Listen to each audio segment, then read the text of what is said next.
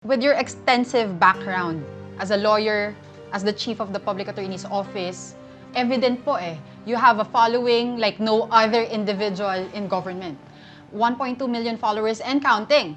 Now, ma'am, may I ask, how do you ensure na yung serbisyo po ng PAW ay nakakapunta sa talagang remote area, sa marginalized, and paano ho ba natin masisigurado na lahat ho ay free, lahat ho ay seamless? Paano ho kaya yun, Chief?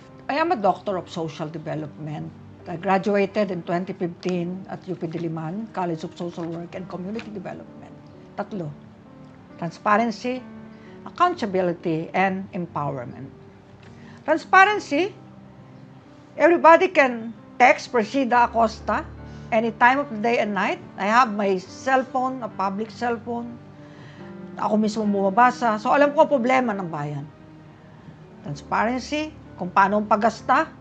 Alam ng taong bayan, 100% utilization ng PAW, walang disallowance, walang suspensions, 23 years na malinis ang paggasta ng Public Attorney's Office.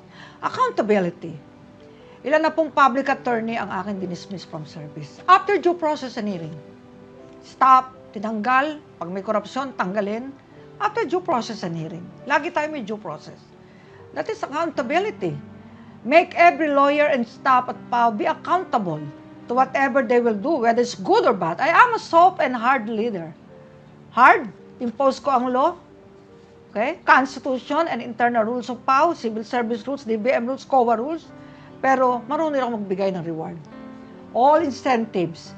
Basta may savings, may allocation, sa kanilang lahat yan, sa ating mga abogado. Ayoko naghihirap ang abogado. Lalo pa yung mga kliyenteng di makapunta sa court, walang pamasahe. I told my followers, give them their pay. Reimburse them. Yeah. And I'll pay you back. So that's it. Empowerment. This August, we shall be having our 8th nationwide National Mandatory Continuing Legal Education Program at Manila Hotel. 2,505 public attorneys nationwide will be attending the 36 hours lecture to comply with our requirement. And that's empowerment. Trainings, seminars, that's empowerment. As a leader, you can empower your people if you are credible. Yes, Chief. Follow the leader rule. Yes, Chief. If you have no skeleton at your closet or any say, small ball at your underarm, mapapasunod mo sila. Ilan lang dyan ang salbahin na talagang, kumbaga sa isang tiklis na kamatis, may pa isa, dalawang bulok, aalisin mo. Yes, hiwalay mo.